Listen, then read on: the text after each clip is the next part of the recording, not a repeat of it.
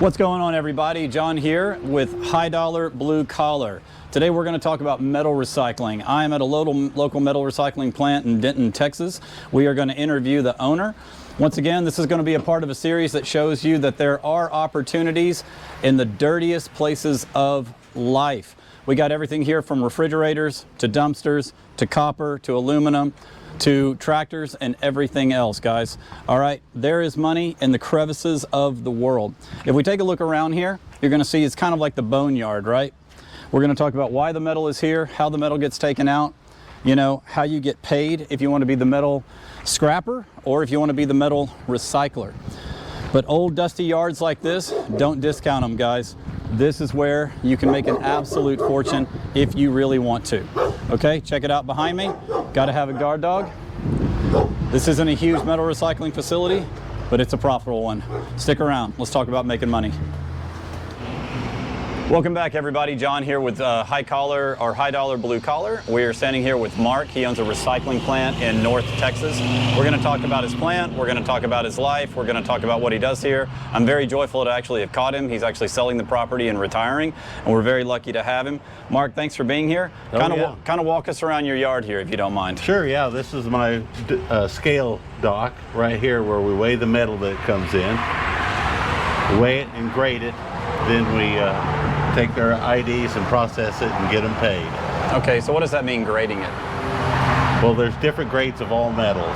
All aluminum and all steel, copper, there's different grades and they all have different pay rates. Okay. So it's very easy to familiarize yourself with that. I did it online. Okay. I looked that up, sent out emails to make contacts with places to sell it, and ended up with a place in Dallas where I can resell my materials. Okay. And because of the noise out here on the highway, we'll go inside because we got some of these metals inside, right? Sure, yeah.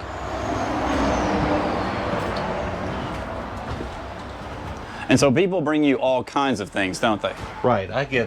Not only do I get metals, I get used appliances that many times can be easily fixed and resold. Okay. And then little items. Okay, so over time you've learned how to fix machines, that's another source of income. Well, originally I was an appliance dealer. Okay. Looking for something else to do to add because I could see used appliances were not going to be something I could continue to do. Okay. I found out about metal recycling and then I was able to buy this place and do both things. Okay, so way leads on to way. You figured out how to fix one thing, then you figured out how to do all that stuff. All right, and so that's kind of what we're seeing here, sort of in the background. Right. Is different machines that people have brought in, and so why do you keep some of them hanging around? Is there parts to it? Is there? Some of them are good for parts, but most of the time, I'm just too overwhelmed and not able to get them moved out. Like these both here are fixed and ready to go. Okay. I just need to clean them up to sell. Okay. But all right. They're sellable conditions. Same way with this stove right here. I completely understand. Yeah. And back here is where you separate a lot of the metal. Can we take a look at that? Absolutely. Follow me. This is where our cans, we fill the roll-off full of aluminum cans there. I have a machine that separates any trash and steel out and crushes them and blows them into this roll-off. Okay, so this looks self-built. Did you build this tube over here? No. Mr. Booz, the man I bought this from, him and some friends of his built it. Okay, and so that's where the name Booz Appliances comes from? Exactly. Oh, okay, because for years I thought that you were Mark Booz. Right. Okay, well, that's not your last name. No. So you drop the cans in this machine over here. Yeah. And it gets and there's crushed. Magnets that separate any tin cans or steel lids or anything like that, bottle caps. Okay. Separates those, lets the aluminum go through, crushes them, drops them down, and then shoots them up through here with like a big leaf blower. Okay. 7 horsepower blower motor. I understand. And then when you get to a certain level in the dumpster, that's when it gets shipped down the supply chain. What is the supply chain for, say, an aluminum can? You know, a Coke gets drank at home, it gets brought here, it gets shot into your machine, it goes into the dumpster. Where does it go afterwards? It goes to a bigger facility that repackages it, and so then they sell them exclusively to the smelter that's going to make them into aluminum cans. Aluminum cans can be recycled an infinite amount of time. They're pure aluminum. Okay. So that's the deal with cans. You can't put any other metal in there, any other kind of aluminum. Okay, so the metals are kind of like, you have to separate them. There's no mixing of the metals. There's different alloys, even in aluminum. Okay. Aluminum rims, aluminum cans. Okay, I got you. Well, let's keep on moving if you don't mind. Sure. So what's here in the everything room? Well, this is where we separate our copper. We have a bare bright box. A lot of times we get wire in that has insulation on it. We have a stripper. I have a machine that strips the wire. It goes into here. This is number 1 copper. It's mainly tubing. Okay. This is number 2. This is any copper that has solder joints or little pieces of plastic or rubber on it. It goes in here. Okay. This box here is number 1 insulated, but it's Romax, so it has extra insulation on it. Okay. This box over here is number 1 insulated with only 1 single layer of insulation. Okay. And so depending on the type of copper they bring in, depends on the type of money you can pay them. Yes. And how much labor you have to put into it to separate it. To exactly separate it or to upgrade it. Okay. This is a clean yellow brass box here. And then I have a dirty brass that's got too much foreign objects on it, too many things to separate. It's called plumber's brass. It goes, or dirty brass. It goes in a different box. It's two different grades of brass. And then finally, this is the number 2 insulated. That's the lower grade, has a higher ratio of insulation and very fine copper wires in it. Okay. That's cool. Let's head out this direction. Sure. And so what we got out here is just, this is just kind of your classic boneyard, huh? Yeah, this is stuff that people have brought in and sold for scrap that I know is resellable, like good working hot water tanks. Okay. Charcoal grills, pellet grills, propane gas tanks, you name it, tools, shelving. Okay. People come through here that want to find that, and I can sell it, and I don't charge a lot for it, but I can get more than I can for the scrap value. And that's my junkyard dog. Yeah, no, you got to have a junkyard dog, right? Absolutely. And so when it comes to, repurposing thing, which the way that you and I met is I obviously own a trash company myself, is do you have commercial customers or they just walk in saying, hey, do you have a water heater? Most of them are repeat customers, people that have found out that I sell. Some people know that because you can do that at other scrap yards. Go in and pick through their stuff that they saved.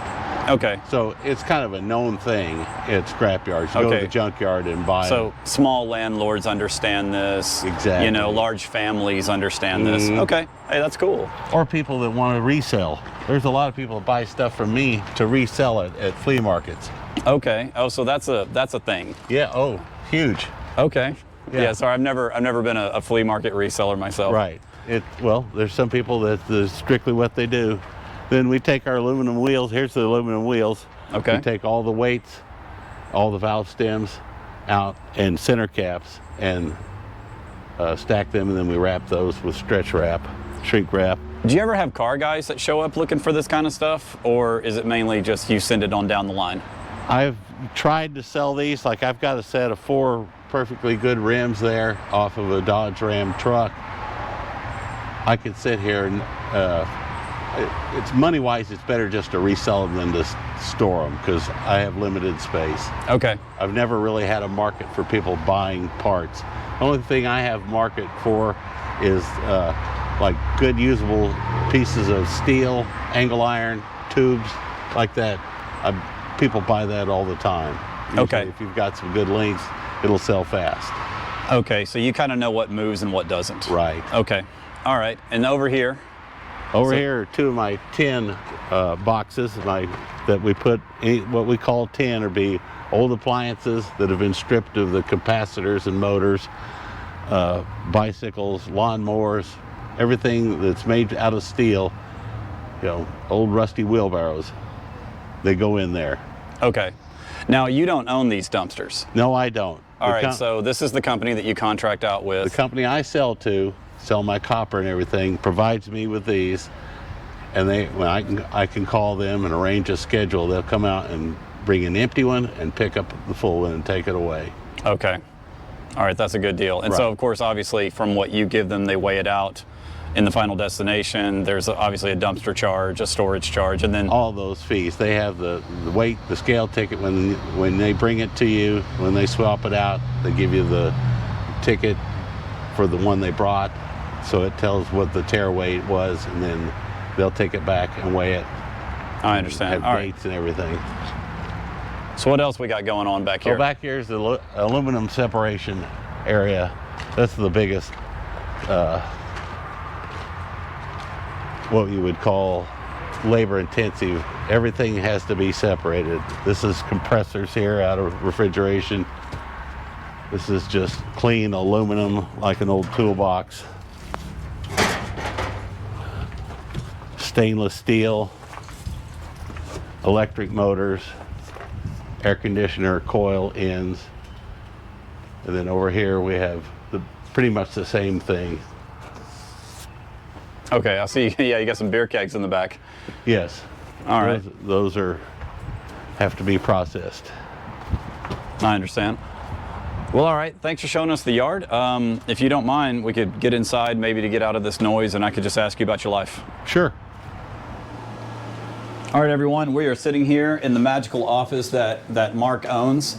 We're going to be asking him just a couple of questions. You know, one of the main points of the channel is I want young men, and to an extent women, to know that there are alternative pathways that you can take. I was a substitute teacher in 2017, 2018, after my third child was born, and I just noticed that wood shop, metal shop, home economics is just being absolutely just bled out of the schools.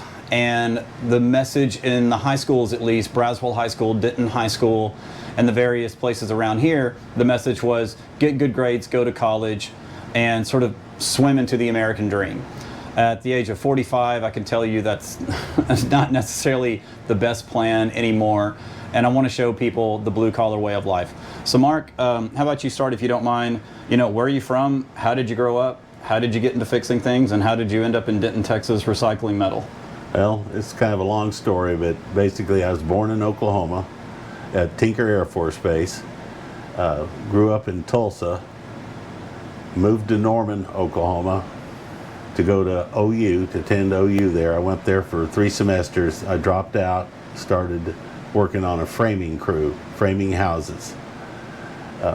Learned that fairly rapidly, and within 2 years I had my own framing crew and did that for 18 years. Then we had a big economic downturn. I'd already quit framing and was working by the hour for a commercial concrete company. And my younger brother went to a place in Houston that sold used appliances and saw what they were doing. He came back and told me, that's what we need to do. We had a background growing up. My grandfather, when he retired, had a fix-it shop. We fixed everything from cigarette lighters to lawnmowers. All things back then you could order parts, fix anything, and put it back to work. So we got into the used appliance business, and it grew from there. But after about 17 years, I could see the appliances were getting too sophisticated. They were being made to be disposable, not rebuildable for a good price and being able to resell them. So I was looking for another income. I met Mr. Booz. He told me he had a used appliance business and he was also doing metal recycling.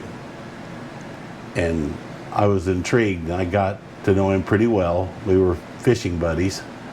I met him, actually, he had a boat dock right next to mine, and he introduced himself, and we became friends. So I would come to Texas. His business was here in Denton, Texas. And after about 2 years, he convinced me to buy him out. He wanted to retire. So I was able to do that.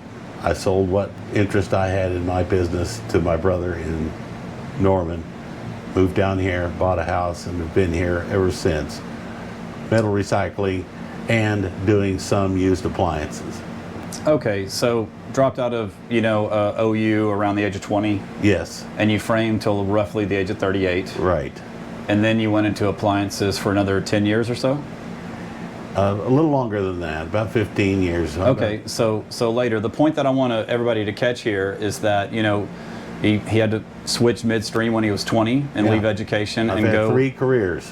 Yeah, and then you switched at 40, Yes, and then you switched again at 50. right. Okay, how old are you right now? I'm 70. Oh, okay. Oh, I didn't know that. Yeah. You were in incredible shape for 70. Okay, well done. Well, it's a lot of hard work. Yeah. carrying lumber on your shoulders for 12, 15 years. Yeah. That'll keep you in shape. Okay, so you've owned this place for roughly 20 years. Yes. Okay, I got you. So let's talk about young men and the pathway that we can take. Because I'm 45, you're 70. I'm in the trash industry. You're in this.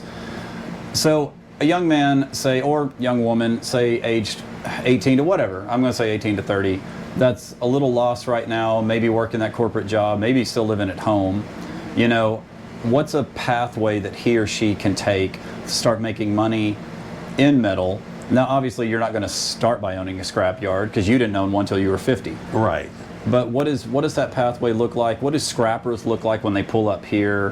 What do the good scrappers do? And the ones that show up 2 or 3 times a day to your shop. Okay. So if you could walk us down that road.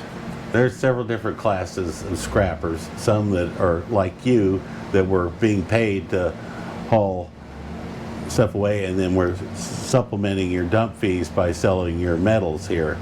Then there's the other people that are professionals that either have contacts with apartment complexes or industrial places that they can be called and relied on to come haul away whatever they have. And then there's another group of people that are in the construction trade that have access to these metals, the scraps, the fall-offs. Say you're an electrician or an electrician's helper. Traditionally, the electrician's helper gets the fall-off, which is the cut-off ends. They get to sweep those up at the end of the day, save those for a week or a month, and then bring them in. If they separate them, they can get top dollar, separate the bare copper from the insulated copper. Okay. And the different grades. And then you just have your what I call your mom and pop type people that just save everything. They don't want it going in the trash, so they separate it and recycle that. And other than that, it's just your people that find it and bring it in because they know they can get money for it. Okay, so a young man, let's say he's 24 in Denton, living at home, works some kind of a job, but he's got either a small pickup truck or access to one, right? Let's say he dedicated 2 hours every evening to scrapping, shows up at your shop once or twice a week. Now, I get that metal prices go up and down, Right. I understand. But I mean, roughly how much could he make in a week if he really dedicated himself? Well, a pickup truck load of, say, lawnmowers, old patio furniture, gas grills, water heaters, things like that, it's going to net you anywhere from $30 to $50 for a Okay. truckload. So if you were able to get out and hustle and do 2 or 3 of those a day, you can do the math. Starts that up. Yeah. And if you're dedicated, to getting ahead, you can make some money. Another option would be to go to work at a scrap yard if you want to be in the scrap business and make contacts there and learn the fine grading of the metal that helps you see something that's on the ground and know what it is, a piece Sure. of brass, not a piece of steel. Sure. And so there's a dollars difference there. Yeah, and that's happened to me in my industry. I probably picked up a couple $1,000s worth of copper at the landfill when I went to back in one of my dumpsters, and I looked down and went, I know what that is, and I just stick it in a trash can, and after the trash can's full, I come down here. And so that's a definite way to go. Oh, so, absolutely. A young man getting his hustle on, getting his grind on could average, 80, $100 a day, minus gas, of course, which, Right. not a ton of money. but it takes 20 years to become an overnight success. Yeah, exactly. So, you know, that's just kind of how it works. Anything else about the industry? Anything else about your journey? Things that you did? Just, you know, wisdom. I mean, you're 70, man. Like, as you go, an encyclopedia goes with you, right? So, is there anything you'd like to tell the young people of the world that, hey, if you could go back in time 40 years, what would you do? Well, everything always changes. You think you've got the perfect setup, something's going to come along. You got to be ready to change with that. Be able to adapt and move on to the next thing. I've done that 3 times in my life, gone from carpentry construction to appliance resale to a scrap metal business. So you have to just always be on the lookout for a new avenue. If you're good at something, you can be good at just about anything. Right. Yeah. If you are willing to apply and work hard. Right. That completely makes sense. Well, Mark, I really appreciate it, man. John, thank you. My name is John. The town that I live in is Denton, Texas. I'm going to be trying to interview a bunch of different, you know, the Marks of the world, right? High collar, blue dollar. Stick around for the next episode. Well, let's hope that worked, man.